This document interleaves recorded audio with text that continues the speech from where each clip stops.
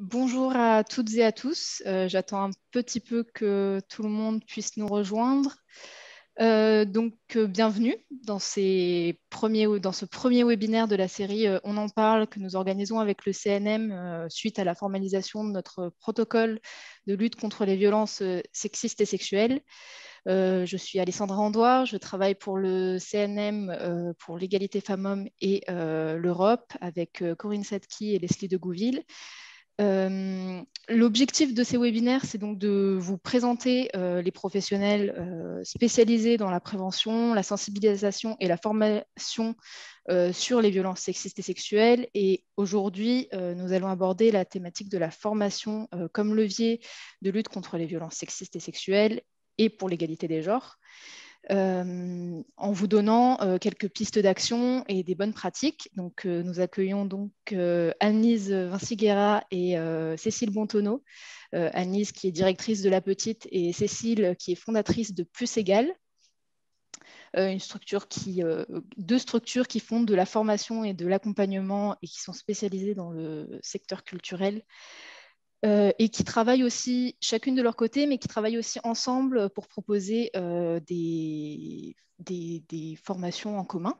Je vais les laisser se présenter dans quelques instants. Je vous informe juste que vous avez la possibilité de poser vos questions tout au long de la discussion dans l'option Q&R que vous avez en bas de votre écran. On traitera les questions à la fin de la présentation de Anne-Lise et de Cécile. Et voilà, je laisse donc la parole à Cécile.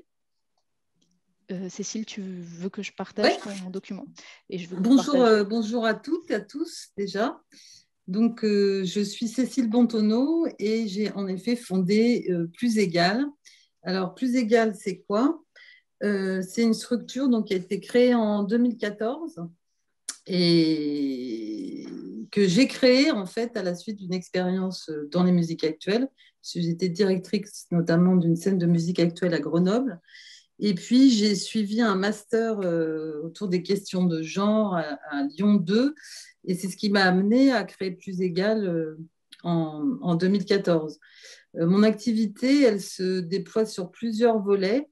Le volet des politiques publiques. Donc, je travaille sur les politiques éducatives, culturelles et aussi les problématiques d'aménagement urbain pour les collectivités territoriales. Donc ça, c'est un volet.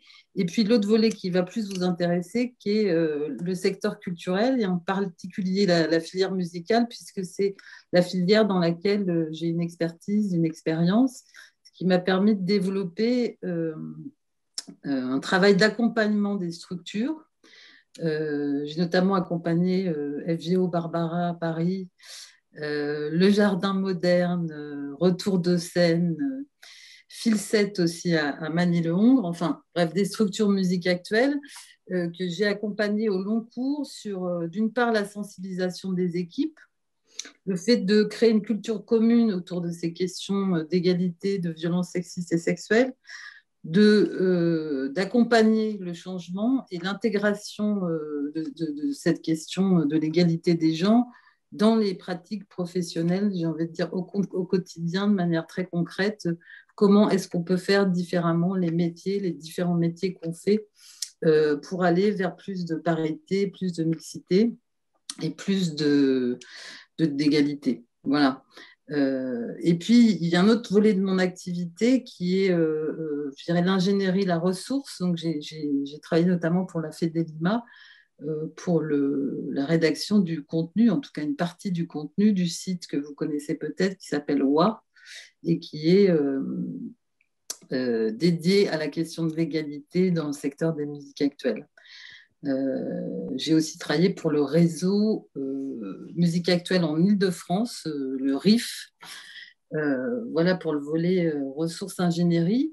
Et puis, sur les questions de la formation professionnelle, plusieurs initiatives, et notamment les initiatives qu'on a menées en commun avec La Petite, autour d'un cycle pro, dont on reviendra tout à l'heure sur le détail de ce contenu. Mais l'idée, c'était d'avoir une série de modules qui soient dédiés aux professionnels de la culture sur ces questions d'égalité. Et puis, enfin, une formation qui est dédiée aux employeurs sur la question des violences sexistes et sexuelles, dont on reviendra aussi sur le détail, mais l'idée, c'est de donner concrètement des outils pour traiter, agir, pour lutter contre les violences sexistes et sexuelles quand on est administrateur ou qu'on incarne, en tout cas qu'on représente l'employeur d'une structure de la filière musicale. Ce que je peux dire sur ce qui serait la marque de fabrique de Plus Égal, en tout cas ce qui sont, on va dire, des convictions qui basent un peu mon travail, c'est le fait de travailler sur l'alignement, c'est-à-dire sur l'idée que en fait, ce qui compte aussi, c'est comment on s'aligne par rapport à des valeurs auxquelles on adhère, à partir des principes qu'on peut être amené à défendre, et comment est-ce qu'on aligne notre activité, une manière de faire concrètement au quotidien par rapport à ces valeurs. C'est aussi d'attacher une importance particulière à la question de la capacité d'agir, parce qu'on se sent souvent impuissante par rapport à ces questions. Et, pardon, vous avez dû perdre mon image. Et ce qui compte, c'est de pouvoir se mettre en mouvement très concrètement dans nos métiers. Féminin, masculin, c'est l'idée que ces questions d'égalité, c'est pas une question de droit des femmes, comme on a souvent appelé le ministère de la Culture, c'est une question sociétale sur laquelle on a une responsabilité collective. Et le genre masculin, ça existe aussi. Et donc, cette question des normes des genres et comment est-ce qu'elles imprègnent aussi notre façon de nous représenter le monde ou d'agir professionnellement, elle se joue autant au masculin qu'au féminin. Donc, pour moi, c'est extrêmement important de garder toujours cette perspective en tête. Et puis, enfin, la bienveillance, c'est peut-être le plus important, c'est l'idée de partir aussi avec les personnes que j'accompagne, de partir de leurs expériences, de là où ils en sont, de leur parcours à la fois professionnel et personnel, parce que ces questions d'égalité de genre nous touchent aussi dans nos parcours de vie, et d'être profondément respectueuse de chacun, chacune de son positionnement, quel que soit parfois mon opinion personnelle. Voilà. Je crois que c'est comme ça aussi qu'on arrive à avancer collectivement vers plus d'égalité. Voilà un peu qui est Plus Égal. Donc, je cesse le partage d'écran et je laisse la parole à Anne-Lise.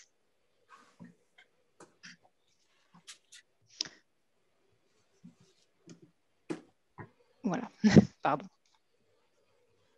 Bonjour à toutes et tous. Merci Cécile et merci Alessandra et au Centre national de la musique pour l'invitation. On est vraiment honorés d'être là et de vous rencontrer toutes et tous. Donc, n'hésitez pas tout au long de la présentation à poser vos questions par le biais du panneau Q et R. Et puis, on y répondra dans un second temps. Donc, nous, La Petite, on est une association toulousaine qui travaille sur la question de l'égalité des genres dans le secteur culturel et spécifiquement dans les musiques et dans les industries culturelles et créatives au sens large depuis 15 ans. La question de l'égalité des genres, c'est vraiment la question qui relie l'ensemble du projet de La Petite. Nous sommes et nous nous définissons comme des acteurs et actrices des musiques actuelles, des acteurs et actrices de terrain, puisqu'on est d'abord des organisatrices et organisateurs d'événements musicaux, notamment dans le domaine de l'électro. Donc, on a une programmation de musique électronique de création, enfin, bon, pas en ce moment, mais voilà, où on programme uniquement des femmes et des personnes minorisées de genre. On a également un média en ligne qui s'appelle Girls Don't Cry. Ça, c'est pour le volet, je dirais, grand public de notre projet. Et on a monté depuis maintenant 5 ans une branche plus spécifique qui concerne le secteur professionnel, puisqu'on est parti, nous, du constat que malgré les chiffres qui sont révélé depuis le premier rapport de Rennes-Pratt en 2006 et les chiffres des musiques actuelles qui sont particulièrement désespérants, hein, puisque je crois qu'en ce moment, on est entre, je ne sais plus si c'est 13 ou 16% là aujourd'hui de directrices de SMAC notamment. Donc, on est dans un secteur qui est particulièrement inégalitaire à l'intérieur d'un secteur culturel global qui est très inégalitaire aussi. Donc, nous, à La Petite, le constat que nous faisons, c'est de se dire, on a ces chiffres depuis le rapport de Rennes-Pratt en 2006. Ensuite, il y a eu un deuxième rapport de Rennes-Pratt une dizaine d'années plus tard.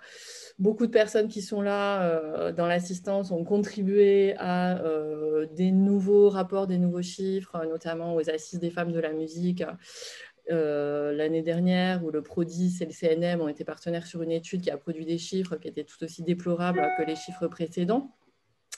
Donc, nous, notre envie, notre projet à La Petite, c'est de transformer les pratiques du secteur, mais de les transformer réellement. C'est-à-dire, je crois que le constat aujourd'hui, tout le monde le partage. On sait qu'il y a un problème d'égalité dans ce secteur. On sait qu'il y a un problème de violence sexiste et sexuelle qui est systémique et qui est de plus en plus mis à jour aujourd'hui, notamment grâce aux initiatives militantes de Music2, entre autres, de Change de disque, etc.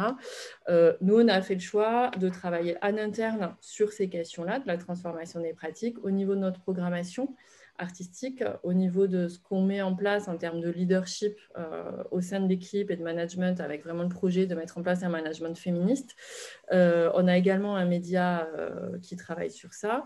Et par ailleurs, on a mis en place en externe des formations, de l'accompagnement et du conseil pour les structures du secteur qui souhaitent travailler sur cette transformation des pratiques ou en interne ou en externe vis-à-vis de leur public, ou les deux. Par exemple, en formation intra, on est en train d'accompagner là, avec Cécile justement, Bontonneau, Jardin Moderne. On a accompagné, nous, à La Petite, l'année dernière, Trampolino à Nantes. Donc là, vraiment plutôt sur la formation intra, sur la transformation des pratiques pour plus d'égalité. On fait également du conseil, c'est-à-dire quand il y a des structures qui veulent monter un projet vraiment concret sur ces questions d'égalité des genres. Par exemple, on a accompagné l'année dernière très fortement la Fedelima dans la mise en œuvre du programme de mentorat OUA et de la plateforme OUA. Ça, c'est également un accompagnement qu'on a fait avec Cécile Bontonneau aussi. Plus localement, nous, à Toulouse, je donne quelques exemples des structures qu'on accompagne et pourquoi. On accompagne, nous, actuellement, la direction des musiques de la ville de Toulouse qui a monté la Women Metronome Academy, qui est un programme de mentorat entre femmes dans les musiques actuelles. Et en termes d'accompagnement, plus spécifiquement aujourd'hui là sur la question des violences sexistes et sexuelles, on accompagne notre fédération régionale qui est Octopus avec la mise en œuvre de formations spécifiques sur la prévention des violences en milieu festif. Et on est en train de créer une nouvelle offre aussi qui va être destinée spécifiquement au festival avec un pool de bénévoles formés qui seront amenés à intervenir directement dans les festivals pour en faire des espaces plus safe. Et également, un autre projet qui est emblématique, c'est qu'on est partenaire du collectif HF de notre région Occitanie sur la mise en place d'une permanence d'écoute et d'accueil des personnes victimes de violences dans le secteur culturel. Donc, cette permanence s'appelle Allier.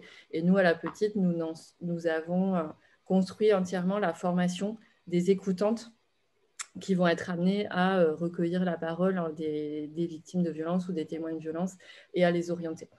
Ça, c'est pour la partie, je dirais, formation intra-entreprise. Donc là, c'est plutôt des structures qui viennent vers nous, qui viennent rechercher notre expertise sur ces questions-là et qui viennent vers nous parce qu'on est aussi des actrices et acteurs des musiques actuelles. Hein. Je pense que c'est ça aussi qui les amène à venir chez nous. Et ensuite, on a tout un volet que je ne vais pas détailler là, de formation qui s'adresse plutôt aux personnes. Là, je parlais précédemment des formations, des accompagnements qui s'adressent aux structures, avec notamment la formation artiste et féministe, outils et méthodes pour développer sa carrière, qui est une formation de 107 heures et qui est la première formation en France qui s'adresse spécifiquement aux artistes pour lever les freins à leur insertion et à leur carrière professionnelle. Et ensuite, on a également un cycle qui s'appelle le cycle Empowerment avec 3 jours sur la confiance en soi et 3 jours sur bâtir un leadership égalitaire.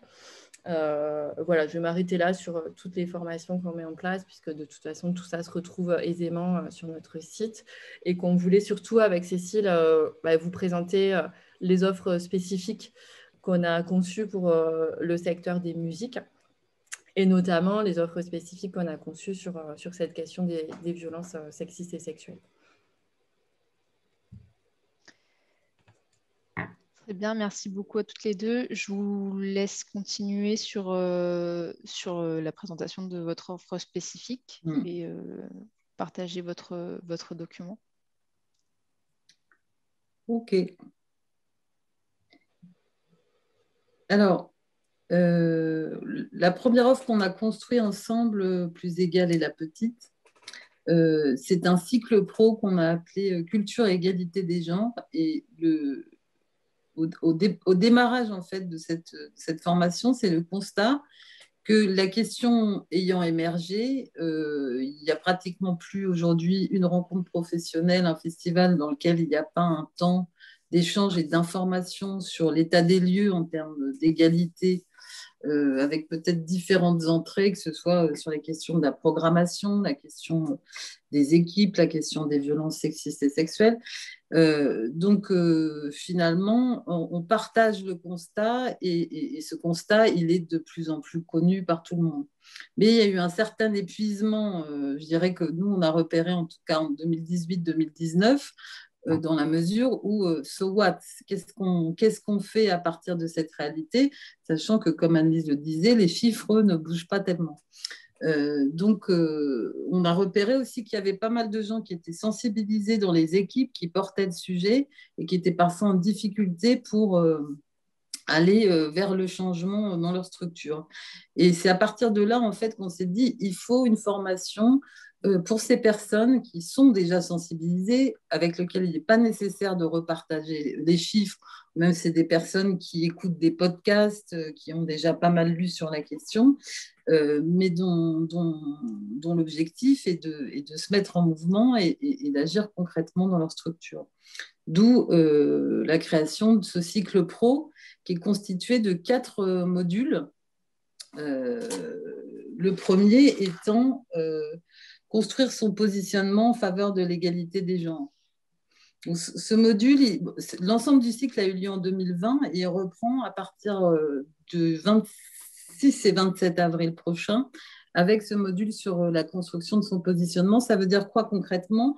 Ça veut dire que si vous êtes quelqu'un qui porte l'égalité dans sa structure et que vous avez peut-être à certains moments, vous êtes retrouvé en difficulté ou on vous reroute systématiquement tous les mails concernant ce sujet comme si vous alliez, il suffisait que ça arrive dans votre boîte mail pour que les choses s'arrangent. Ou parfois vous avez l'impression que les échanges sur ce sujet dans votre structure ressemblent plutôt à une discussion de café du commerce et que vous n'arrivez pas à faire monter, on va dire, le niveau d'information et d'échange dans votre structure ou dans vos relations professionnelles, cette formation est pour vous. Et c'est l'idée d'avoir des outils pour comprendre son positionnement, choisir aussi comment on se positionne dans telle ou telle situation, repérer comment ça résiste, parce que si cette question n'avance pas globalement, c'est clairement parce qu'il y a des résistances. Il ne s'agit pas de culpabiliser les résistants, les résistantes, mais il s'agit de comprendre aussi ces positionnements et d'apprendre à les repérer et à les gérer. C'est aussi une formation pour affiner son argumentaire, clairement, pour se renforcer en termes d'argumentation et d'accompagnement du changement de ses collègues dans sa structure. Donc ça, c'est pour le premier module. Je passe la parole à Alice sur le deuxième module. Oui, merci. J'étais en train d'envoyer un petit message juste à Alessandra pour lui demander de partager le PDF qu'on a fait qui présente tout ça pour que vous puissiez tous et toutes avoir une trace de tout ce qu'on est en train de vous dire. Alessandra, est-ce que c'est bon pour toi? Parce que moi, je n'arrive pas à le mettre dans la conversation. Je ne sais pas pourquoi il n'apparaît pas non plus chez moi. Attends, je vais essayer de commence et puis j'essaie de le faire. Bon, de toute façon, vous aurez un document PDF qui raconte tout ce qu'on est en train de dire et si jamais on n'arrive pas à vous le partager dans la conversation, on vous l'enverra de toute façon par mail. J'imagine que c'est possible à toutes les personnes qui étaient présentes. Je le ferai, oui. Ok, super, merci. Oui, donc il y a une autre formation dans ce cycle-là. Donc il y a un cycle, comme disait Cécile, de 4 formations de 2 jours qu'on peut faire séparément ou qu'on peut faire toutes à la suite sur une année. La deuxième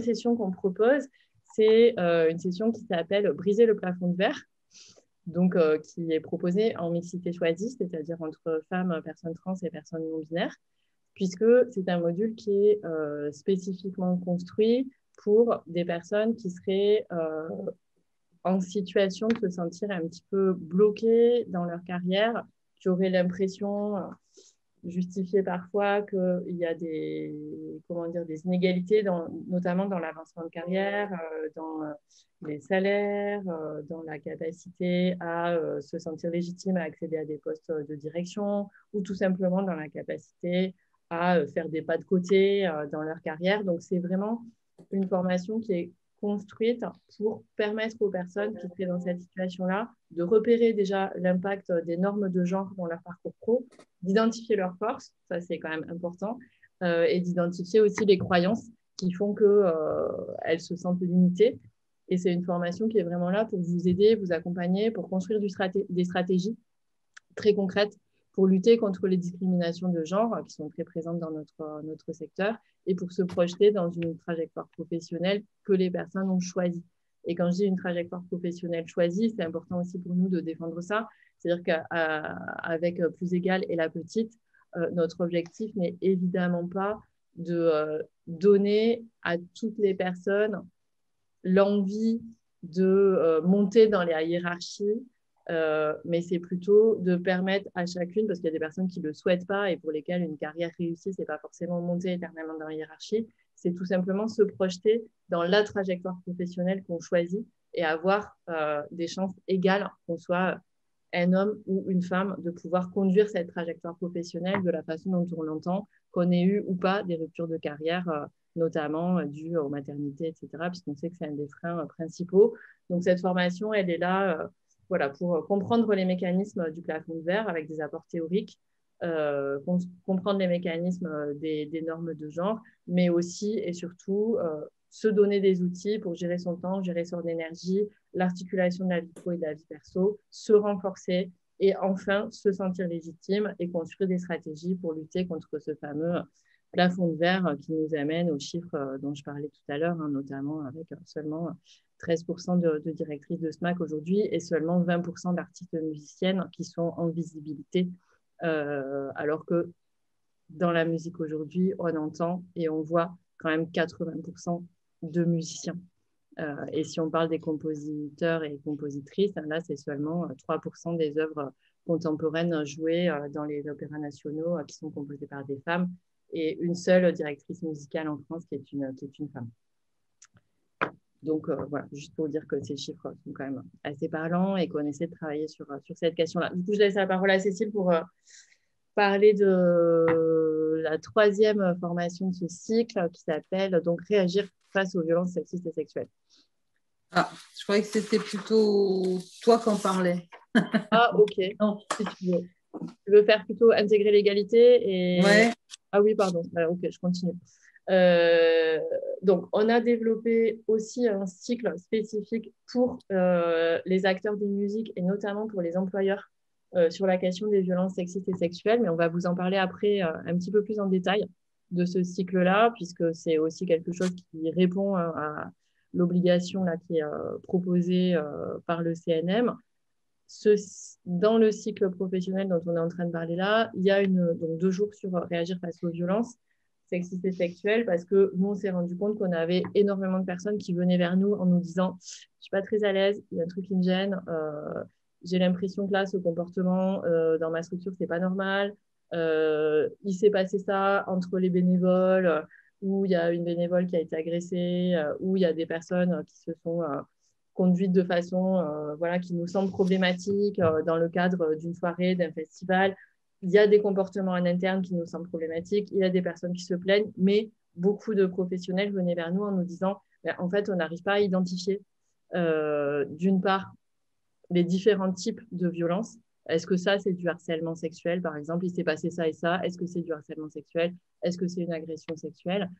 C'est vraiment déjà d'être capable d'identifier, au sens de la loi, hein, les différents types de violences sexistes et sexuelles et de comprendre leurs conséquences, parce que les conséquences psychotraumatiques sont extrêmement graves. Et personne ne veut évidemment favoriser ça dans ses équipes.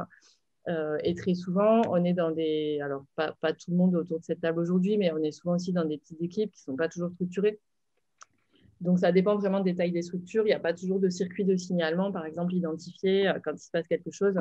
En gros, très concrètement, on ne sait pas toujours comment agir. Donc, cette formation, elle est là pour répondre à ça. Elle est là aussi pour permettre aux personnes d'identifier les structures ressources et surtout de partager des stratégies et des outils pour prévenir les violences et surtout et aussi pour agir. C'est surtout pour prévenir, mais aussi pour agir quand voilà, on est face aux violences.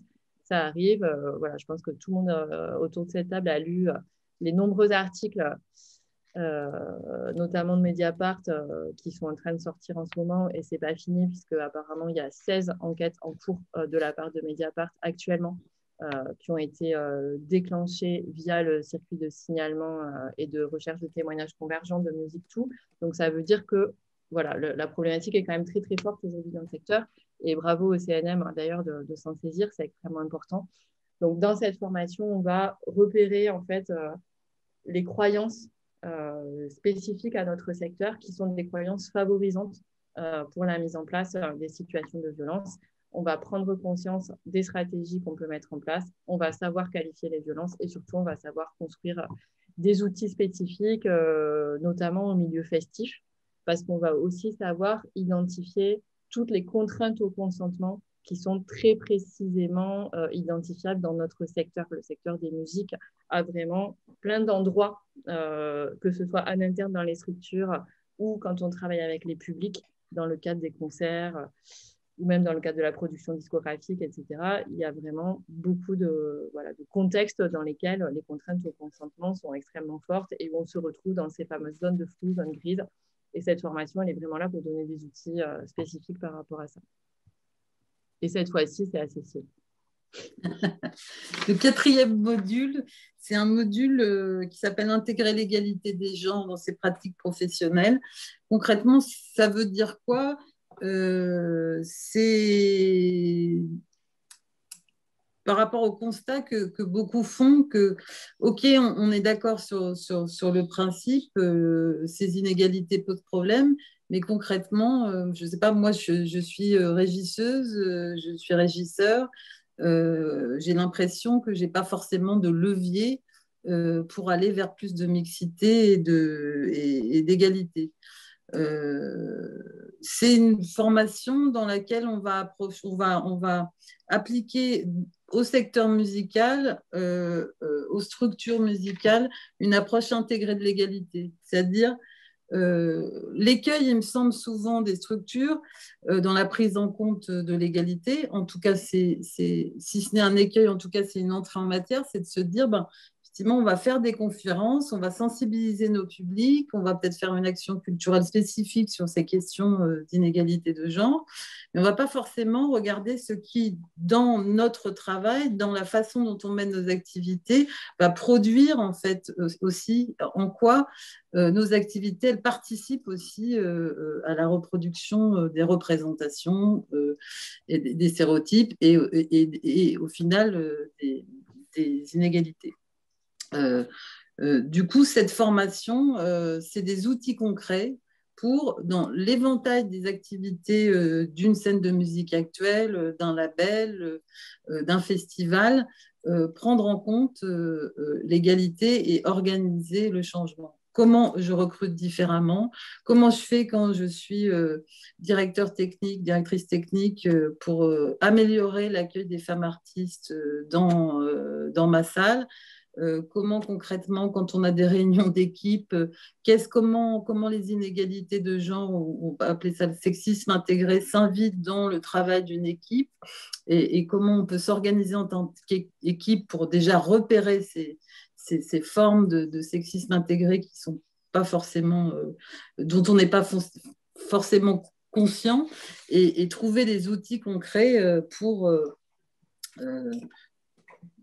résoudre ça, ou en tout cas essayer d'éradiquer toutes ces manifestations qui vont freiner la contribution des femmes généralement à la prise de décision, à l'innovation, etc. Voilà. Donc ça, c'est pour ce 4e et dernier module qui pourrait s'appeler passer à l'action, une fois qu'on a complètement compris comment se fabriquent ces inégalités. Et puis, et c'est ce qui sans doute vous intéresse beaucoup là aujourd'hui, c'est l'offre qu'on a co-construite avec la petite sur la question spécifique des violences sexistes et sexuelles. Et là, je repasse la parole à Lise. Donc, surtout, n'hésitez pas à poser vos questions ou à faire vos éventuelles remarques par le biais du petit onglet Q et R que vous avez en bas de la fenêtre de Zoom. On finit vraiment là rapidement avec Cécile de vous présenter voilà, tout ce qu'on fait, tout ce qu'on a prévu. Et après, on pourra vraiment rentrer en dialogue, en discussion avec vous si vous avez des questions sur à la fois nos actions, à la fois sur ces formations, peut-être sur d'autres choses liées à tout ça. Donc là, on a conçu nous, vraiment une offre ensemble pour répondre aux besoins des employeurs et employeuses de la filière musicale. C'est une formation qui s'articule sur un jour niveau sensibilisation pour les personnes qui souhaitent vraiment d'abord se sensibiliser, rentrer dans les sujets, mais qui ne souhaitent pas forcément approfondir tout de suite, qui ont déjà besoin de faire un tour d'horizon de la problématique. Et on peut faire un deuxième jour, qui est un niveau approfondissement, spécifiquement là, pour les employeurs et employeuses qui souhaitent aller plus loin sur le sujet et vraiment prendre à bras-le-corps le sujet. En fait, donc le premier jour, on l'a conçu vraiment spécifiquement pour la filière musicale, au contraire de l'offre qu'on présentait précédemment, qui est plus générale à l'ensemble du secteur culturel. Là, on va être vraiment dans identifier les violences sexistes et sexuelles dans la filière musicale. Et pour vous permettre le plus de souplesse possible, c'est une formation qu'on propose donc sur un jour ou articulable avec un deuxième jour approfondissement. Et il va y avoir 3 sessions en ligne sur l'année. Et il y aura également 2 sessions en présentiel. Donc, on va être quand je parle de sessions en ligne, c'est vraiment des sessions qui sont sur Zoom avec des petits groupes et avec beaucoup d'interactivité et avec pas plus de 2h, 2h30 de connexion en classe virtuelle par demi-journée. On s'est formé voilà, de manière très, très précise sur la formation en ligne. Mais quand je dis en ligne, ça sera des choses qui sont très, très semblables à ce qu'on peut faire en présentiel avec vraiment beaucoup d'interactivité et on prend que des petits groupes. Ce n'est pas du tout de la formation massive. Enfin, voilà, juste pour donner quand même le contexte général de nos méthodologies. C'est des méthodologies qui s'appuient sur l'éducation populaire, sur l'intelligence collective, sur l'analyse de situation, l'étude de cas, l'entraide entre les personnes, la valorisation des compétences et des connaissances aussi des personnes. Donc, on est vraiment dans des dynamiques de pédagogie active. Ça, je tiens à le souligner aussi parce que c'est très important pour nous. Donc, cette formation de sensibilisation, donc le premier jour, on est sur de l'identification. Ça s'adresse aux directrices, directeurs, secrétaires générales, responsables RH, référentes égalité ou harcèlement au sein d'un CSE, ou tout professionnel dans la filière qui souhaite s'outiller pour lutter contre les violences. Ça s'adresse également, je ne sais pas s'il y en a ici dans l'assistante, aux présidents et présidentes d'associations qui ont la responsabilité d'employeur et qui parfois sont très, très déroutés quand arrive une situation de violence à l'intérieur de leur établissement. Suite à cette formation, les participants sauront identifier, caractériser les situations de sexisme et de violence sexuelle, comprendre les mécanismes spécifiques à la filière musicale, notamment toutes les croyances et les freins à la prise en compte des violences qui sont très présents dans notre secteur. Et ensuite, connaître le cadre légal, ça c'est essentiel, et savoir se positionner face aux situations de violence sexistes et sexuelles dans leur environnement de travail. C'est-à-dire tout simplement arrêter de se dire « Ah, j'ai l'impression qu'il y a quelque chose qui ne va pas, mais je ne sais pas trop. » Voilà, c'est vraiment essayer de qualifier le plus possible les choses et d'anticiper aussi le fait voilà, de se retrouver dans une structure avec une situation à gérer et de ne pas du tout savoir quoi faire parce que on n'a pas d'outils et qu'on n'a pas du tout anticipé cette chose-là. Donc, je laisse la parole à Cécile sur le deuxième jour de cette... La deuxième journée, c'est la deuxième journée, là, c'est vraiment l'entrée mise en œuvre. C'est-à-dire, je suis employeur ou représentant de l'employeur, administratrice, administrateur, je veux mettre en place concrètement un dispositif de prévention et de signalement et de traitement des violences sexistes et sexuelles. Donc, c'est concrètement, si ça arrive, comment je me positionne, quelles sont mes obligations en la matière, sachant que nous, ce qu'on préconise aussi, c'est, ou en tout cas ce qu'on constate, c'est que ces situations de violence dont on parle et les cas concrets auxquels on est confronté dans les accompagnements de structures qu'on mène, ils sont complexes. La violence, en fait, s'invite dans des situations qui sont complexes. Et si on fait l'impasse sur cette complexité, le mélange entre des relations de pouvoir, des relations informelles, le fait aussi qu'on est dans des situations de multi-employeurs, on a des publics, on a des bénévoles, on a des salariés, on a des intermittents, on a aussi des professionnels dont on n'est pas employeur, mais qui sont en contrat de cession avec un tiers. Enfin bref, on a quand même des situations d'emploi qui sont complexes, non seulement d'emploi, mais aussi de relationnel. Et en fait, pour nous, c'est hyper important de rentrer dans cette complexité pour être en capacité de traiter les situations quand elles arrivent. Et de le faire de façon pertinente. Il y a le cadre légal, mais en même temps, une fois qu'on a posé le cadre légal, bien sûr, c'est nécessaire, c'est incontournable, on n'a pas tout dit. Il y a vraiment un travail de cas d'école. Et d'ailleurs, tout n'est pas résolu, puisque cette question, finalement, le secteur est en train de la prendre à bras-le-corps, et il y a plein de situations encore qui ne sont pas totalement documentées. Hein, donc et parce qu'aussi, pour l'instant, ces violences sexistes et sexuelles sont beaucoup sous les radars. Donc, il s'agit déjà et ça, c'est le sens de cette première journée, de repérer, de diagnostiquer et d'être en capacité de voir comment ces violences, dans quel contexte, comment elles se produisent, et puis ensuite de les traiter concrètement. Donc prévention, signalement et traitement.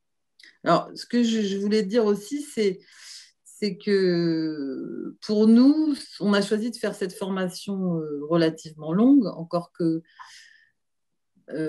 quand on est dans le sujet, on s'aperçoit qu'en fait 2 jours, ça nous paraît court, mais bon, on est bien entendu conscient que déjà consacrer 2 jours quand on est employeur à cette question, c'est un vrai effort, c'est un vrai investissement, mais c'est le choix qu'on a fait parce que pour moi, c'est vraiment le minimum pour arriver à être vraiment en capacité d'agir sur ces questions. Donc, c'est le choix qu'on a fait, c'est un choix de développement durable, on va dire, parce que l'idée, c'est pas tant d'avoir un label en disant on est formé sur les VSS, mais c'est de réellement traiter ce problème. Et c'est au fond ce qui nous préoccupe. C'est surtout ça. C'est pour ça que ça fait longtemps qu'on est sur le sujet avec la petite. C'est que durablement, on arrive en tant que secteur collectivement à prendre à bras le corps ces questions et à rendre notre secteur plus aligné et plus safe pour les minorités de genre et les femmes. Donc, c'est ça l'enjeu aussi de cette formation, c'est se donner les moyens de l'action et du changement. Mais voilà pour notre offre, mais je crois qu'il est grand temps qu'on ait des échanges et que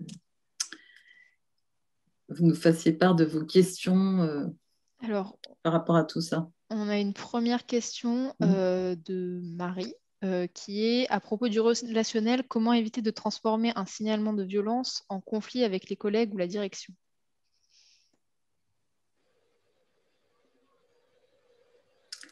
Est-ce qu'elle peut peut-être en dire davantage, c'est-à-dire en quoi un signalement se transforme en conflit? Je pense que c'est dans les relations de travail suite au traitement du signalement. Comment on a une situation normale dans les relations de travail entre collègues. J'imagine que c'est dans ce sens-là. Je vais peut-être ouvrir le micro de Marie, si elle veut bien. Oui, bonjour. Bonjour. Vous m'entendez? Oui. Ouais. Oui, donc c'était exactement ça en fait. La question, c'est généralement quand on a un problème de violence ou même pas de violence avérée, parce que il se trouve que quand on est dans la limite du cadre légal, c'est souvent plus compliqué que quand on est dans le cadre légal, entre guillemets. Ça peut être assez insidieux, la question des violences. Ça peut être des réflexions, des remarques un peu quotidiennes. Et souvent, un signalement peut amener à une situation de conflit avec la personne ou même les gens autour qui ne comprennent pas forcément le signalement, qui ne vont pas forcément soutenir le signalement et même éventuellement parfois avec la direction qui n'est pas forcément compréhensive et qui peut après avoir des réactions un peu compliquées. Ben, tu compléteras, Annelise, mais moi je crois que c'est justement pour ça que c'est hyper important à un moment donné de sensibiliser toute l'équipe et qu'il y ait aussi un engagement. Quand je parle d'alignement, c'est aussi dans une structure, c'est que ce soit porté aussi par la direction, parce qu'évidemment, notre perception des violences sexistes, si c'est à quoi vous faites référence, ben, elle est très variable selon qu'on est conscient ou pas de l'impact et de ce que ce sexisme, entre guillemets, ordinaire, il trimballe avec lui.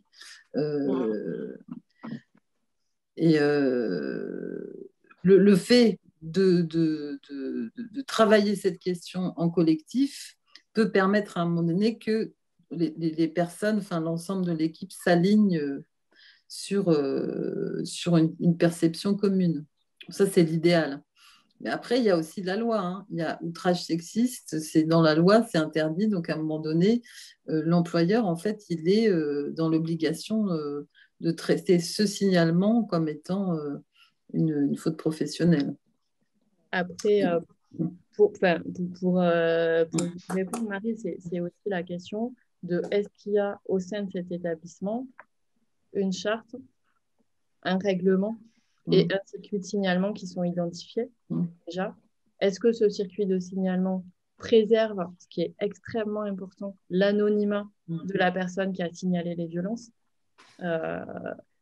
et est-ce que tout ça s'est mis en place en fait? Parce que le signalement, c'est très large. Enfin, on peut s'imaginer beaucoup de choses par rapport au signalement. Et par exemple, quand vous posez la question comment ça se passe avec les collègues si tout le monde le sait, un signalement, les collègues n'ont absolument pas à savoir. C'est quelque chose qui doit rester complètement anonyme jusqu'à ce que la personne qui a été en situation de signaler une violence soit d'accord pour que éventuellement ça soit rendu public et pour mettre en place les sanctions. Mais par exemple, il ne peut pas y avoir de procédure disciplinaire s'il n'y a pas un règlement intérieur qui détermine et un circuit de signalement et des procédures disciplinaires. Après, il y a la loi, effectivement, au sens général, mais nous, dans les formations, c'est sur ça qu'on va travailler, c'est-à-dire qu'il y a un cadre, et après, à l'intérieur de ce cadre, qui est effectivement pas forcément très, très compréhensible, et c'est bien pour ça qu'on a des juristes, ce à quoi vous semblez faire allusion, par exemple, des remarques quotidiennes, ben ça, c'est du harcèlement sexiste.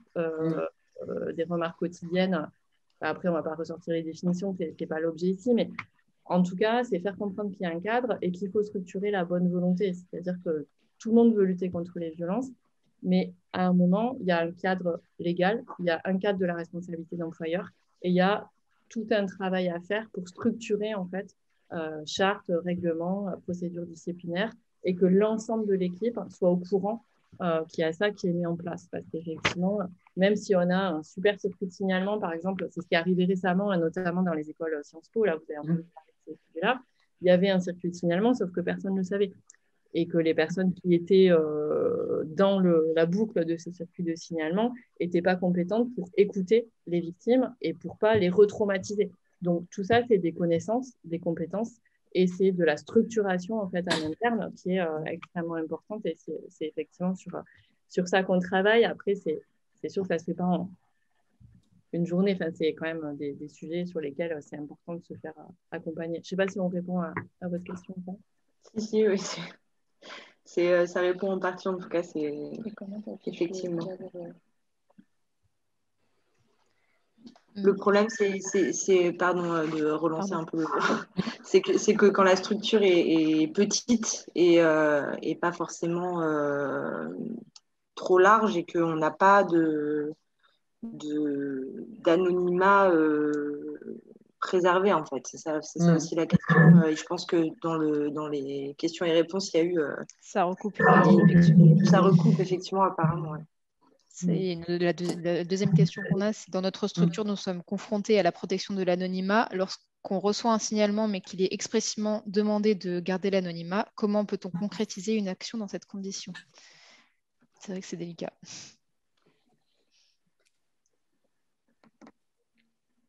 Si tu veux répondre ou je réponds? Vas-y, ouais.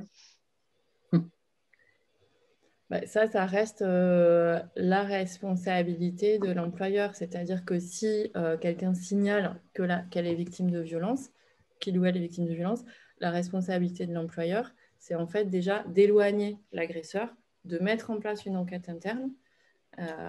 Et ça, éloigner l'agresseur et mettre en place l'enquête interne, ça, c'est complètement possible en préservant l'anonymat de la victime. Après, quand on est deux, effectivement, dans une structure, j'entends aussi qu'il y a l'esprit et la lettre.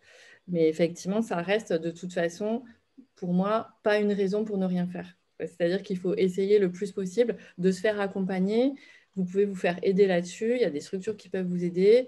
Il y a le numéro, par exemple, spécifique de audience où vous pouvez avoir une consultation où la personne peut avoir une consultation avec un ou une psy. Il y a la médecine du travail. Voilà, après, on ne va pas lister tout ce qui est possible, mais effectivement, cette protection de l'anonymat, elle est importante.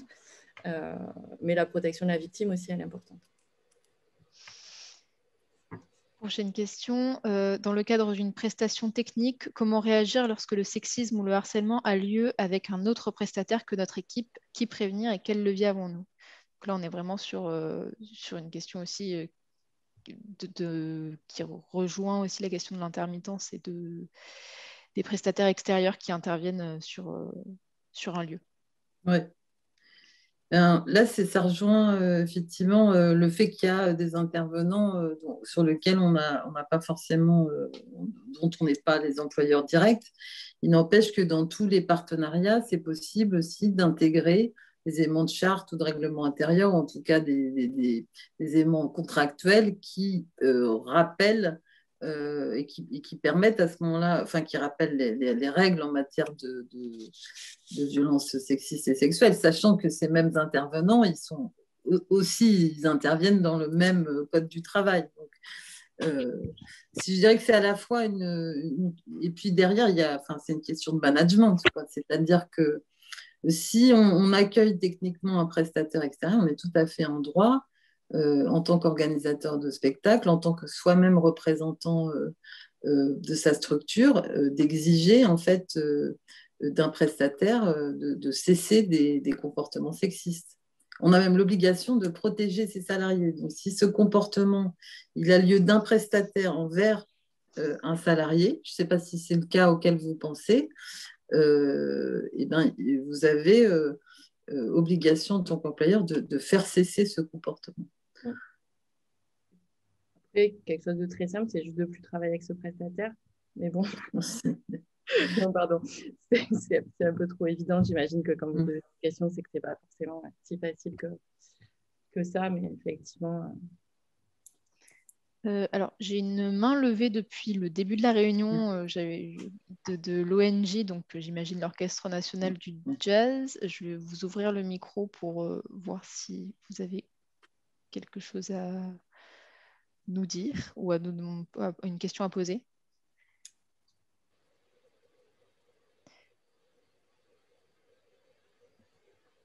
Non, la personne a levé la main et puis elle est partie. C'est pas grave. On a pour l'instant pas d'autres questions. Si, en fait, il y avait une autre question, Oui, mais ouais. j'ai répondu directement dans le chat, mais je la redis.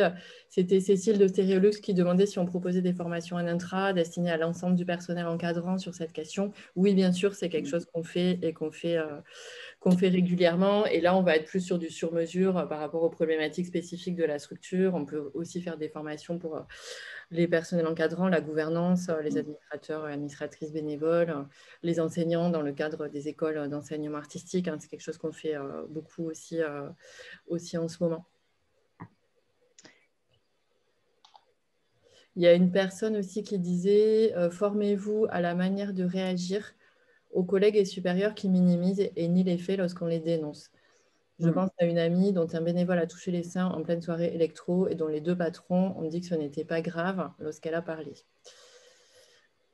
Je crois que là, c'est vraiment tout à fait l'esprit dans lequel CNM travaille aujourd'hui, c'est de rendre obligatoire, en fait, tout simplement, ces formations pour que ces patrons dont vous parlez soient au courant que, en fait, ce qu'ils ont minimisé, ça s'appelle une agression sexuelle et que c'est extrêmement grave, en fait. Et que sous leur responsabilité, ça ne doit pas arriver et qu'ils sont responsables pénalement du fait que ça arrive. Donc, ces formations, elles sont là pour ça, en fait, pour que les personnes en question se rendent compte que, en fait, c'est grave et c'est sérieux. Après, dans les formations, on consacre aussi pas mal de temps à s'entraîner, c'est-à-dire à se mettre en situation. Typiquement, dans cette situation, comment je me positionne. Alors là, on n'a pas tous les éléments de cette situation, parce que voilà, quel est le rapport de pouvoir, les relations informelles ou même affectives, puisqu'évidemment, ça a souvent lieu, et c'est peut-être un des grands malentendus, c'est que les violences sexistes et sexuelles, en l'occurrence une agression sexuelle, peuvent avoir lieu dans un contexte totalement amical. On est, je sais pas, un apéro de sortie d'album, ou je sais pas, ce type de situation, et puis là, tout d'un coup, rien n'est plus grave, quoi. Enfin, c'est aussi collectivement, et c'est pour ça que on a collectivement, finalement, on a tendance à avoir peur d'intervenir. Et plus on sera à le faire et à dire non, mais là, il s'agit d'une agression sexuelle, plus on aura de poids. Une nouvelle question, est-ce que vous commencez à percevoir que grâce aux formations et interventions, les comportements évoluent plus globalement, les questions d'évaluation des effets de ces formations? Ouais, ça dépend de quel type de formation on parle. Moi, je peux répondre sur les formations qu'on fait à la petite, et certaines, on les fait ensemble avec Cécile. Oui, on voit un impact. On voit d'abord un impact sur les personnes, notamment les personnes qui portent ces sujets, qui nous disent à chaque fois qu'elles se sentent extrêmement renforcées et beaucoup mieux armées pour porter ces sujets en interne, parce qu'elles savent argumenter, elles savent qualifier, elles connaissent les processus. Et donc, elles sont vraiment renforcées. Et puis, on travaille, comme Cécile disait, à chaque fois dans les formations sur des stratégies vraiment précises par rapport aux différentes situations qu'on peut vivre. Donc, déjà, ce renforcement des personnes qui portent les sujets, c'est quelque chose pour nous qui est extrêmement important. Ça ouvre aussi... parfois, on a des personnes qui sont en résistance, notamment sur la question des violences, qui, au bout de ne serait-ce qu'un atelier de 3h30, nous disent... en fait, je m'étais absolument pas rendu compte que telle et telle situation, c'était si problématique, qu'il pouvait y avoir de tels impacts. Je me rends compte, enfin voilà, il y a vraiment une prise de conscience, notamment de la part des employeurs et employeuses, qui peut être très forte, et de la prise de conscience aussi de cette notion de responsabilité qui est importante.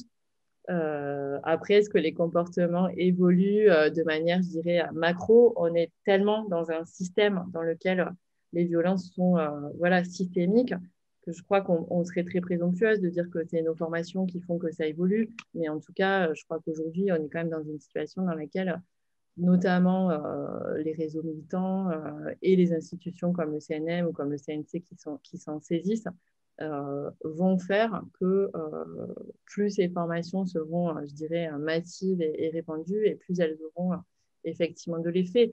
Après, comme disait Cécile, ça n'a pas le même effet si on fait une demi-journée ou si on fait 2 jours, ou si on fait 3 jours, ou si on décide de partir sur un accompagnement.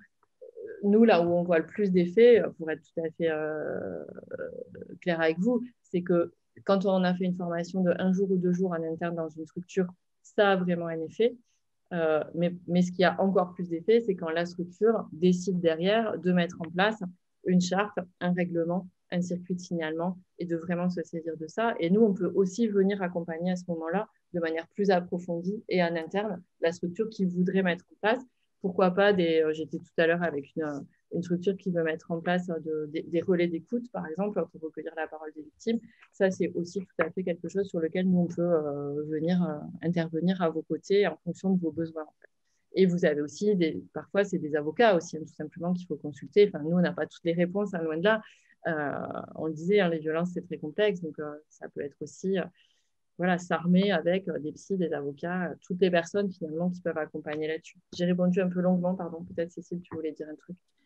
Non, je suis tout à fait complètement d'accord. Après, je pense qu'il y a ce mouvement qui est global, qui est sociétal, de déconstruction de notre façon de percevoir finalement la violence, enfin surtout de ne pas la percevoir. C'est quelque chose qui est en train on voit bien, de se fissurer avec plein de prises de conscience, beaucoup de prises de parole, beaucoup de gens qui du coup investissent des domaines, réfléchissent. Je pense au podcast Des couilles sur la table, à d'autres qui vont décortiquer la manière dont les situations qu'on assimile à des situations de séduction qui seraient normales sont en fait totalement anormales, quoi. Donc, c'est ce travail auquel nous, on participe évidemment dans les formations. C'est aussi un mouvement d'ensemble qu'on sent très bien dans notre activité professionnelle. Je dirais, mais c'est encore très frais, c'est 1 an peut-être. Vraiment, ce mouvement de prise en compte et de se dire maintenant on va agir, c'est très frais, c'est très récent. Donc c'est vrai que c'est difficile d'en percevoir l'impact là maintenant, quoi. Mais évidemment, ça crée en tout cas beaucoup d'espoir, quoi. En tout cas beaucoup de satisfaction, parce que quand on bosse sur ces sujets depuis des années, on est quand même complètement j'allais dire ravi, mais c'est pas exactement le mot qui conviendrait, mais en tout cas si, c'est quand même, ça génère beaucoup d'espoir de voir que les choses bougent là. C'est-à-dire que le vent tourne et je pense qu'il y a un certain nombre de personnes qui sont en train de se rendre compte que leurs comportements ne sont plus acceptables, qu'ils l'ont jamais été, mais qu'ils sont d'autant moins aujourd'hui, quoi. Voilà. Et ça, c'est quand même assez satisfaisant. Clairement. D'autres questions sans doute? On a une question de retour de scène qui est la suivante. Abordez-vous spécifiquement la question de mise en place d'actions culturelles sur le thème des violences, notamment en direction des publics spécifiques et jeunes publics? Je ne suis pas sûre de comprendre la question. Oui, moi non plus. Ce sont peut-être sur les actions directement menées envers les publics. Et ça, c'est vrai que c'est une question à laquelle on répondra peut-être dans d'autres webinaires avec des actrices qui sont plus sur cette prévention-là, sur la prévention au niveau des publics. Et je pense donc aux Catherinettes, à Sereine, à ActRight et toutes les autres structures qui interviendront dans le cadre de ces webinaires. On en parle. Après, dans l'intégration dans les pratiques professionnelles, l'action culturelle, elle en fait évidemment totalement partie. Voilà. Mais c'est à la fois intégrer le genre dans tout ce qu'on fait et puis aussi mettre des sujets qui sont identifiés, dont les violences sexistes peuvent faire partie de ces sujets. Mais c'est un sujet, on va dire, parmi d'autres, une infinité de sujets possibles, en fait, d'action culturelle autour de la thématique de l'égalité des genres. Oui, effectivement, quand on accompagne des structures sur l'égalité professionnelle, sur l'égalité des genres au sens large, très souvent, les structures ont pour demande de travailler sur comment sensibiliser aussi les publics ou le jeune public. Et là, nous, on va accompagner très spécifiquement sur ça, si c'est la demande, effectivement, des structures. Notre question, comment sont reçues vos formations dans ce milieu? Avez-vous des retours positifs, négatifs? Alors, on a des retours positifs, bien en sûr. Général, oui. Écoutez, des gens qui viennent, on a des retours très positifs. Après, des gens qui ne viennent pas, je ne sais pas, parce qu'ils n'ont pas l'occasion de nous faire des retours. Non, après, c'est effectivement des sujets, le sujet des violences, c'est un sujet sur lequel il y a des résistances, on ne va pas se mentir. Après, pour les gens qui viennent dans nos formations, oui, ça va. En général, ils sont plutôt satisfaits et satisfaites parce qu'il y a quelque chose de très, comment dire, difficile et parfois décourageant quand on se rend compte de l'ampleur du problème. Et il y a paradoxalement quelque chose de très stimulant et encourageant quand on se rend compte qu'il y a des outils, qu'il y a des personnes qui travaillent là-dessus et qu'on n'est pas seul en fait, à porter ces sujets-là et à travailler là-dessus. Donc, je dirais qu'il y a quelque chose d'assez, oui, même joyeux parfois, non pas à travailler sur ces sujets, mais en tout cas à se mettre en action et à se rendre compte qu'on peut sortir de la déploration de la situation et qu'on peut essayer, chacune à son échelle, en tant qu'employeur, en tant que responsable associatif, en tant que salarié, en tant que prestataire, de vraiment mettre en place des choses concrètes et d'en parler aussi autour de soi. C'est quelque chose qui est plutôt positif en général. Je vous invite à aller voir les témoignages, mais comme vous nous tendez la perche, je peux vous donner un témoignage d'une personne qui a suivi la formation sur les VSS du cycle pro en 2020 et qui dit sur une fin d'année compliquée avec un enjeu aussi sensible et important, cette formation m'a fait un bien fou. Je me suis sentie beaucoup moins isolée dans mes réflexions et j'ai pu partager avec d'autres des questions et trouver l'énergie de porter le changement. Voilà. Après, non, mais pour être pas dans l'autosatisfaction, oui, on est confronté à des postures de résistance. Il y a des personnes parfois qui... Mais moi, j'ai pas tellement de retour très négatif dans le secteur musical en particulier, mais dans les collectivités, par exemple, j'ai quelques florilèges effectivement de personnes qui sont très braquées et que j'arrive pas à faire bouger, hein, clairement. C'est pas toujours possible. Après, moi, ce que j'ai expérimenté en fait dans les accompagnements, par exemple dans les équipes, c'est que oui, quand il y a une équipe d'une structure, mais il y a des positionnements tout à fait variés. Et oui, il y a des personnes qui sont en résistance. Donc après, en tant que structure, on a une responsabilité morale collective. Et puis, si des personnes ne veulent pas bouger, je veux dire, à un moment donné, on n'attend pas le consensus général pour prendre une décision sur d'autres sujets. Je veux dire, sur des choix artistiques, sur la manière de mener une programmation, de mener une action culturelle. On a une direction, un conseil d'administration qui définit ses valeurs et ses priorités. Et les personnes qu'on n'arrive pas à emmener, simplement, on leur demande de respecter la règle collective. Et puis, et s'ils ne sont pas d'accord, c'est fâcheux, mais j'ai envie de dire, c'est comme ça. Il ne faut pas se laisser... il ne faut pas non plus se laisser comment dire, complètement embarquer par des postures de résistance qui ont précisément comme objectif, peut-être inconscient, mais de nous empêcher justement d'avancer. Alors, j'ai une question de Emma de Mixlab. Comment construire notre argumentaire pour convaincre l'équipe de l'importance de se former pour pouvoir agir ?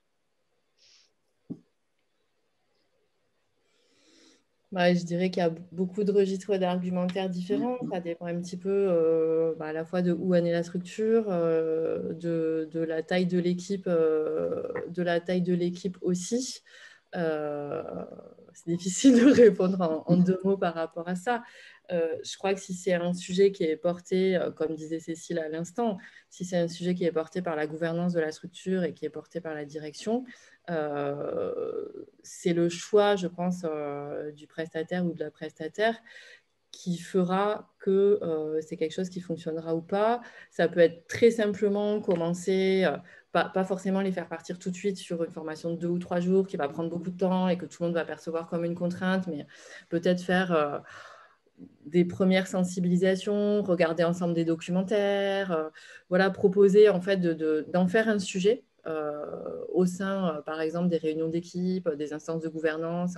Si vous-même, Emma, vous êtes allée, je ne sais pas, sur un webinaire, sur une rencontre pro, qu'on a parlé de ça, en parler en équipe, dire, tiens, j'ai lu tel rapport, je vous le partage, pour petit à petit créer un premier niveau de conscientisation et ensuite choisir peut-être une première rencontre avec un ou une prestataire externe qui sera de l'ordre de la sensibilisation pour que tout le monde comprenne en fait l'ampleur du problème et surtout l'impact que ça qu'ont ces inégalités finalement dans notre quotidien à tous et toutes, et que ce soit dans notre vie professionnelle ou notre vie personnelle. Je pense qu'il faut commencer voilà, peut-être par partager ces sujets au sein des équipes, tout doucement. Après, ça dépend, ouais. C'est une stratégie, hein. On a le droit de vouloir aborder la les question, choses. c'est qu'est-ce qui résiste en fait? Pourquoi? Qu'est-ce qui résiste? Identifier les résistances, identifier les rapports de pouvoir. Et après, ben, c'est aussi la responsabilité d'employeur. Hein. Il y a plein de façons de l'aborder, mais c'est une responsabilité collective Sinon, en fait, quand même. Que tout sinon le monde vous demandez à une alliée grenobloise de vous aider. Je dis ça comme ça, hein, parce que ce sera avec plaisir. Donc, on a une autre question de Léa Grasset. Dans le cadre de la nouvelle obligation du recours à la formation contre les violences sexistes et sexuelles pour les représentantes légales et représentants légaux des entreprises du secteur, comment convaincre en quelques mots, avec quelques chiffres, les personnes concernées du sérieux et de l'intérêt de la démarche de formation, au-delà de la seule obligation de suivre une telle formation? La question concerne notamment les microstructures avec une ou deux personnes qui n'ont pas d'employés permanents. Alors, voilà. Pardon, je te laisse répondre peut-être, Cécile. Hein, j'ai répondu déjà tout à l'heure. Comment convaincre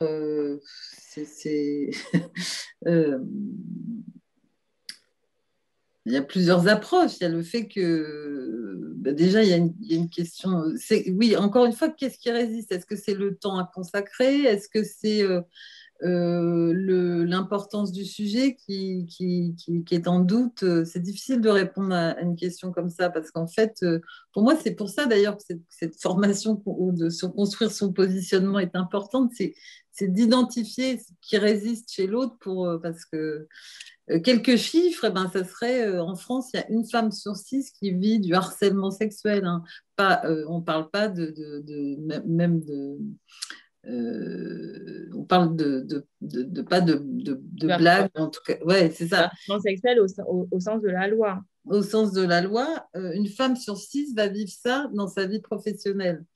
100%, non, c'est une femme sur 3 dans le secteur musical dit avoir vécu du harcèlement sexuel. Sens de la loi, là encore, une femme sur 3, donc ne serait-ce que l'argument du bien-être des personnes. Enfin, je ne sais pas qui a envie que les personnes soient harcelées sexuellement dans le cadre professionnel. Je pense que personne n'a envie de ça, en fait. Bon, après, on se dit toujours que c'est les autres. Donc, ce qui est important aussi, c'est le discours, par exemple, que tenait Adèle Haenel l'année dernière, c'est de dire les monstres, c'est nous, c'est nos frères, c'est nos collègues, c'est nos pères. Les monstres, ce n'est pas les autres, en fait. Hein. Les agresseurs, ce n'est pas toujours les autres. Les agresseurs, ça peut être tout un chacun. Et ça, c'est pas facile à admettre. Bon, rassurez-vous, hein, je dis pas ça le premier jour d'une formation. C'est pas facile à admettre, mais c'est quand même une réalité aussi. Après, sur des trucs très techniques par rapport à votre question, les formations intra, c'est aussi quelque chose que vous pouvez faire à plusieurs structures, plusieurs petites structures peuvent se regrouper. C'est exactement. Oui. Voilà, ça coûte du coup moins cher que chaque structure aille dans une formation inter et vous pouvez avoir quelque chose qui est vraiment à la mesure de ce que vous souhaitez. C'est peut-être voir aussi comment se positionne votre fédération. Enfin, à quelle fédération? Est-ce que vous êtes adhérente à la Fédé Lima? Est-ce que vous êtes adhérente à une fédé régionale? Comment cette fédé se positionne par rapport à cette question? Est-ce que cette fédé a développé des outils en direction des petites structures? Je sais que nous, là, on va peut-être entamer un travail avec le réseau des indépendants de la musique. On a travaillé avec la Fédé Lima. Souvent, les fédés travaillent là-dessus, donc peut-être qu'elles peuvent vous aider aussi déjà sur un premier niveau à vous renforcer sur ces questions-là. Enfin, c'est plein de pistes un peu comme ça. Hein. J'ai transmis donc aussi l'enquête de Cura et la gamme qui donne quelques chiffres justement sur ces violences. Et puis, c'est vrai que sur des microstructures d'une ou deux personnes, c'est aussi un peu pour ça qu'on oblige les gens à se former au CNM pour recevoir des aides financières. Je vois également que dans la conversation, il y a Ada qui partage la page de WA où il y a beaucoup de ressources sur toutes ces questions et je vous invite vraiment à aller la consulter. Donc une autre question que je n'en oublie pas. en tant que femme encadrante dans un milieu majoritairement masculin, comment sensibiliser les équipes à la question de l'égalité de genre sur les terrains? Quels outils développer au sein de nos équipes, flyers, PDF ou autres? Donc, on est vraiment sur la sensibilisation des équipes cette fois-ci. Encadrante. En tant qu'encadrante, comment sensibiliser ces équipes?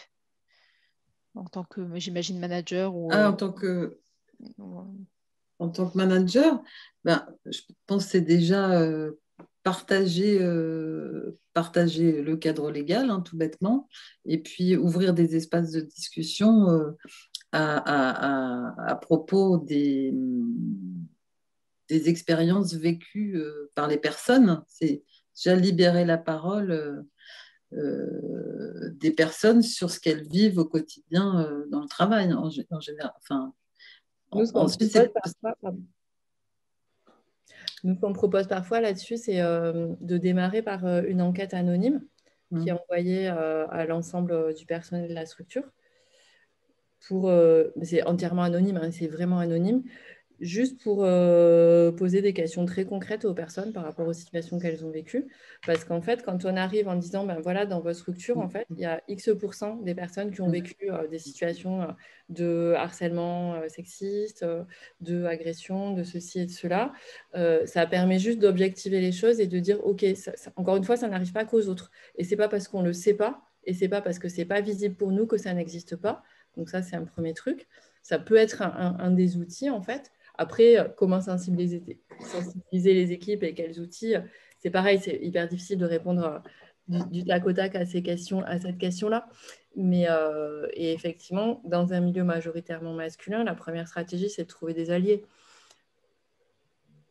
Parce qu'il y a forcément au sein de l'équipe peut-être une ou deux personnes, même si c'est un homme, qui va être plus spécifiquement peut-être sensible à cette question-là, essayer de travailler cette question-là avec lui. Après, encore une fois, on répond là du tac au tac. C'est difficile, je trouve, de répondre. Hein, donc, ne prenez pas tout pour argent comptant parce que c'est compliqué de répondre si rapidement. Mais en tout cas, voilà, on essaye de trouver des petites stratégies simples pour vous répondre, mais c'est des questions qui prennent beaucoup plus de temps. Oui, je rajouterais que peut-être une entrée, c'est de passer par du récit d'expérience, c'est-à-dire d'essayer de trouver les moyens pour que... j'avais zappé dans la question le majoritairement masculin, qui effectivement a son importance, parce qu'en fait, la difficulté aussi, c'est que les hommes ne perçoivent pas les effets produits en fait par exemple un entre-soi masculin ou simplement des choses qui vont minimiser parce qu'ils n'en perçoivent pas l'impact. Donc, essayer de les faire basculer au point de vue de l'autre, c'est-à-dire qu'est-ce que ressent l'autre dans une situation. Donc ça peut être à travers des récits de personnes qui vont décrire, je ne sais pas, une musicienne, par exemple. Des musiciennes racontent très bien comment ça se passe pour elles, par exemple, quand elles arrivent en répète avec des hommes, quand elles arrivent en balance dans une salle, etc. Donc, essayer je sais pas, de trouver un espace pour qu'ils puissent entendre ces récits et se déplacer, en fait. Parce que ce qui est compliqué pour nous toutes et nous tous, c'est de se déplacer à un endroit où on n'est jamais. On fait cette expérience à propos du racisme régulièrement. Si vous ne passez pas 3 ans à trouver un appartement dans Paris parce que vous êtes noir, vous avez toutes les chances de passer totalement à côté de cette réalité, en fait. Je vais juste peut-être préciser sur les outils. On est en train de travailler sur des outils à mettre à disposition des équipes au sein du CNM, donc vous en saurez plus très prochainement. Mais justement sur des outils de sensibilisation, vous pourrez utiliser, je pense, les outils qu'on mettra à disposition. Prochaine question, comment gérez-vous la présence d'agresseurs potentiels ou avérés dans les équipes où vous intervenez? Est-ce que c'est un sujet que vous abordez frontalement en formation? Alors, c'est un sujet qu'on aborde frontalement avec nos clients, c'est-à-dire quand on a une commande de la part d'un établissement culturel, d'un établissement musical. Pour nous, c'est vraiment important de savoir s'il y a eu des situations, s'il y a des soupçons. Parce que on a besoin d'être sûr je parle sous ton contrôle, hein, Cécile, de ne pas être un alibi pour des agresseurs. C'est-à-dire que ce qui serait vraiment difficile pour nous, c'est de se rendre compte qu'en fait, on est venu apposer une sorte de label, même si ce n'est pas un vrai label, hein, sur des structures qui, en fait, ont des problématiques internes par rapport à ça et ne font rien. Ça, pour nous, ça serait quelque chose de compliqué. Enfin, on essaye de mettre en place, nous, tous les garde-fous possibles pour pas que ça arrive. Après, les agresseurs potentiels, je ne suis pas sûre de savoir ce que ça veut dire. Je pense qu'on peut tous et toutes être des agresseurs potentiels et que justement, c'est important de poser ces sujets-là de façon à ce que on se mette à nous-mêmes, chacun et chacune, des garde-fous pour ne pas mettre des personnes dans des situations d'agression. Et ça, c'est quand même hyper important. Donc, on espère que notre présence évite le passage à l'action chez les agresseurs potentiels. Et s'il y a des agresseurs avérés, j'ai envie de dire, nous, on préfère le savoir. Enfin, s'il y a eu une problématique de cet ordre-là qui a donné lieu à une sanction, pour nous, c'est hyper important, effectivement, de le savoir. Mais pas parce qu'il y a une personne qui a eu une sanction pour un sujet comme celui-là, une faute professionnelle comme celle-là dans un groupe, qu'on ne va pas parler du fait que c'est grave d'agresser. Mais on ne va jamais, évidemment, prendre à témoin la personne en disant « Et vous, oui, vous, comme vous avez été sanctionné pour ça, vous connaissez bien le sujet. Hein, bien évidemment, on va faire ça avec délicatesse, bien sûr, et faire attention à ne heurter personne. » Après, attention, qu'est-ce qu'on désigne par agresseur? Parce que si, par exemple, on parle de comportements sexistes avérés, ça existe, bien sûr, mais souvent, ce n'est pas identifié comme tel. Donc, et ce qui est frappant, d'ailleurs, c'est de voir que même si ça évolue, les gens sont capables de vous dire... non, tout va bien. En fait, nous, on n'est pas confrontés. Et puis, la phrase d'après, quasiment, bah oui, l'autre jour, il y a un type d'une trentaine d'années qui s'est invité, qui était parmi le public d'un concert où il y avait essentiellement des ados, filles plutôt d'ailleurs, de 13-14 ans. Et une des gamines s'est plainte que ce monsieur faisait des attouchements. À part ça, il n'y a pas de problème. Donc, vous voyez, en fait, il y a une distorsion entre la façon dont des personnes peuvent répondre frontalement à une question. Par exemple, est-ce qu'il y a des cas avérés ou est-ce que vous avez été confronté à des cas d'agression sexuelle ou d'agression sexiste dans votre structure? On va vous dire non. Mais en fait, quand vous allez avancer dans le sujet, à mesure que les gens se rendent compte de ce dont on parle, d'un coup, il y a plein de choses qui sortent. Ça, c'est lié aussi au fait qu'on a déconstruire des représentations qui sont totalement fausses sur ce que sont ces violences. Finalement, que nous, quand on intervient, on participe aussi à faire émerger une réalité qui est totalement déniée par les uns ou les autres. Et ça fait partie du travail collectif, justement, de déconstruction qu'on a à faire. Donc, oui, des comportements sexistes, et à ce moment-là, on pourrait parler d'agresseurs, je sais pas, je pense qu'implicitement, c'est pas à ça que vous faisiez référence, mais ça, par exemple, c'est vraiment du quotidien. Et on peut tout à fait avoir fait des remarques racistes sans du tout l'avoir conscientisé. On peut avoir fait des remarques sexistes sans l'avoir du tout conscientisé. Et ces moments-là, ils servent aussi à se réinterroger sur ça, en fait.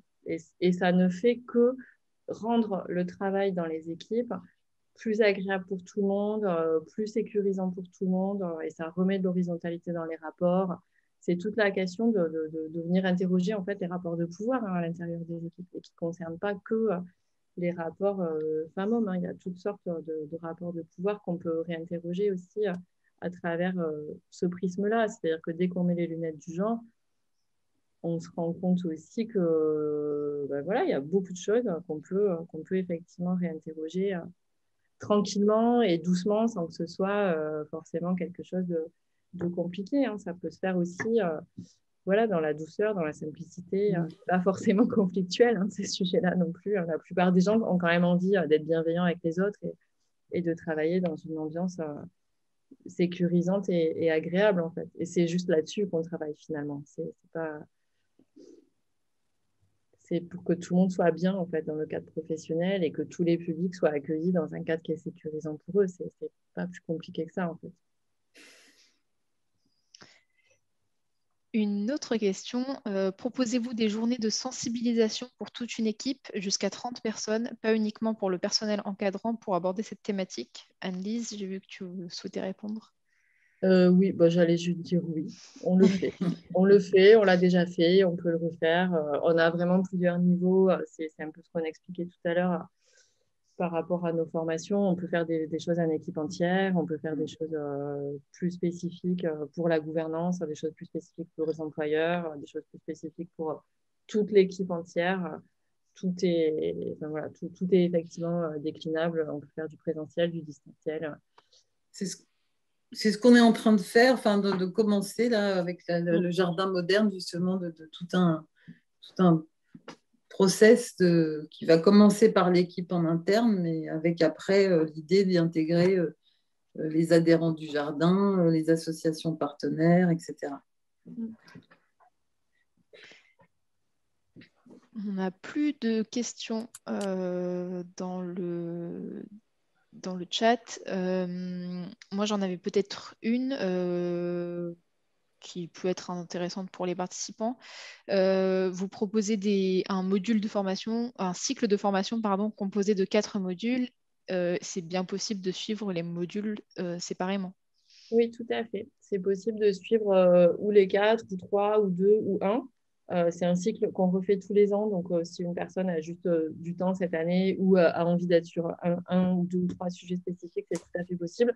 Et c'est la même chose pour la formation spécifique sur les VSS dans la musique, où là, on peut faire juste la première journée d'initiation là, à la prochaine fois en mai, et puis faire la journée approfondissement à la session de décembre, ou faire juste la journée d'initiation et pas faire tout de suite l'approfondissement si c'est trop tôt. Enfin, voilà, c'est complètement articulable.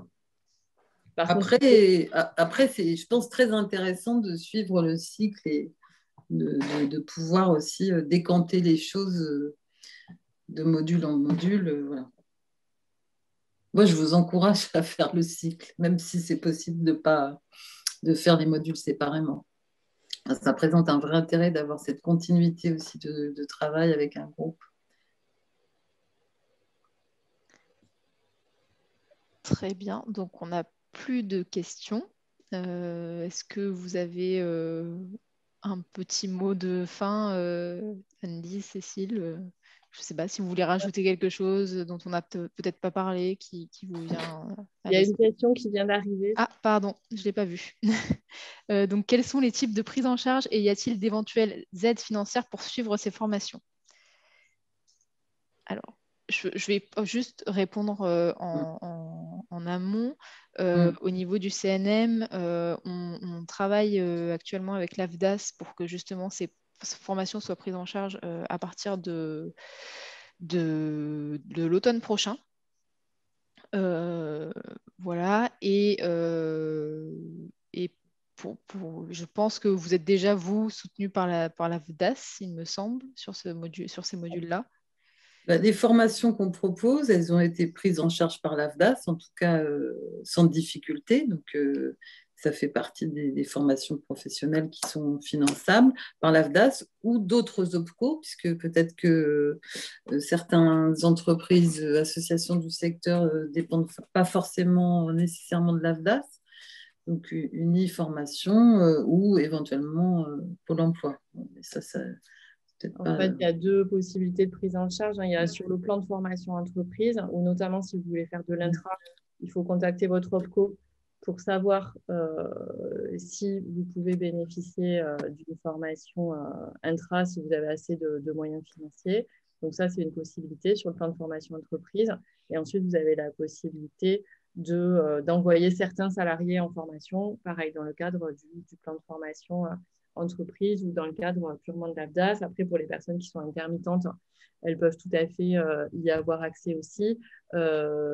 Jusqu'à présent, toutes nos formations ont été financées par les OPCO sans aucun problème, y compris sur ces sujets-là. Enfin, c'est quand même important puis je pense qu'il y a des gens de l'ABDAS en plus dans l'assistance, donc voilà. Bien sûr que l'ABDAS prend en compte tout ça. Et après, juste ce qu'il faut savoir, c'est que c'est des formations qui ne sont pas éligibles au CPF, au compte personnel de formation, parce qu'aujourd'hui, elles sont ni certifiantes ni qualifiantes, et que le compte personnel de formation ne finance que les formations certifiantes ou qualifiantes. Mais tout ce qui est plan de formation et financement des intermittents ou des artistes-auteurs et artistes-autrices, c'est tout à fait possible. Et puis, il faut dire aussi que le CNM, mais je parle sous le contrôle d'Alessandra, parce que je sais que vous êtes en train de revoir un peu le dispositif d'aide, mais en tout cas, certains accompagnements moi, que j'ai faits ont bénéficié du soutien du CNM. Donc, ça peut être aussi, si vous vous engagez dans un processus avec votre équipe d'accompagnement du changement sur ces questions-là, je crois que le CNM peut Sur les questions apporter son d'accompagnement, soutien. effectivement, qui est une chose différente de la formation, l'accompagnement et le conseil, le CNM peut apporter son soutien, effectivement. Et puis, si vous êtes une petite structure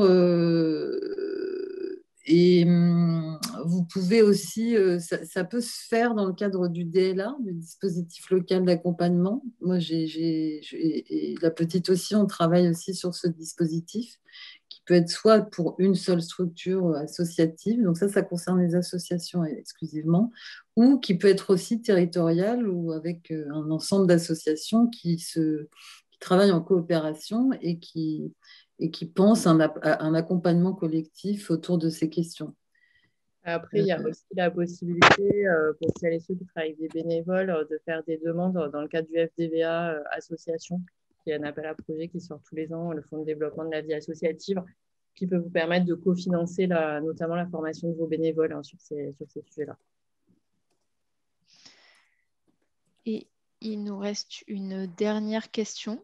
Je vais prendre la dernière question. Est-ce que les formations Ici c'est cool sont reconnues par le CNM comme répondant aux nouvelles conditions? Alors, je crois comprendre ce qui est entendu par nouvelles conditions et qu'on parle bien du protocole. On reconnaîtra, on est encore en train de travailler dessus et c'est vrai que ce n'était pas le sujet de ce webinaire. Ici, c'est cool, il y a un webinaire qui est prévu la semaine prochaine. Donc, je vous invite à vous inscrire si ce n'est pas déjà fait. Et nous reconnaîtrons au CNM les formations qui délivreront un certificat de formation. Voilà, une attestation ou un certificat de formation. Et voilà. Et ici, je ne sais plus si c'est cool, c'est le cas, mais si c'est cool, c'est un dispositif qui est plus large que seulement de la formation avec beaucoup de choses en plus. Voilà. Ouais, de sensibilisation des publics en particulier. Oui. Mais c'est tout, on n'a plus de questions cette fois-ci. Bon, on est pile poil dans le timing. Exactement. Merci à toutes et à tous d'avoir participé à ce webinaire. D'autres sont à venir jusqu'en début mai. On a prévu plusieurs webinaires, notamment sur les milieux festifs, en festival ou dans les salles de spectacle. Donc, je vous invite à vous inscrire si ce n'est pas déjà fait. Et merci à tous d'avoir participé. Merci à toutes de votre attention. Merci. N'hésitez pas à nous contacter. Oui, et si vous avez des questions, n'hésitez pas à nous contacter aussi au CNM. Moi, Alessandra Andoire, @cnm.fr, et puis ma collègue Leslie Degouville et Corinne Satki. Voilà, on répondra évidemment à vos questions. Merci beaucoup et bonne soirée. Merci, à bientôt. Merci.